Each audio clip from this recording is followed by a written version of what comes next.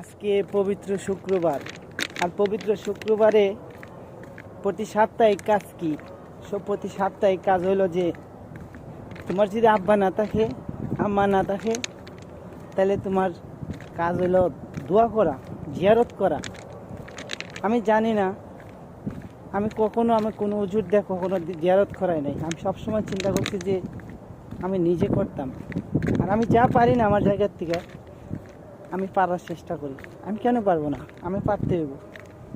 তো সেই জন্য সবাই দোয়া করবেন। আজকে পবিত্র শুক্রবার, আমি আল্লাহর কাছে অনেক শুকরিয়া যে আজকে পবিত্র শুক্রবার এত আমি খুশি। আবার দ্বিতীয় আজকে শব মেরাজ, আর শব মেরাজ পাই আমি আরও খুশি। শব মেরাজের 15 দিন পরে রোজা। আশা করি সবাই রোজা রাখবেন। আর ওই মাসটা হচ্ছে আমাদের মাস, আমরা আল্লাহ বলছে তোমার এটা হচ্ছে তোমাদের মাস।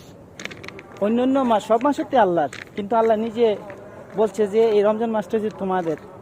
আর রমজান মাসে যদি আমরা গুনাহ মাফ না নিতে পারি, তাইলে মনে হয় না আমাদের মতন অত বাগা দুনিয়াতে আছে।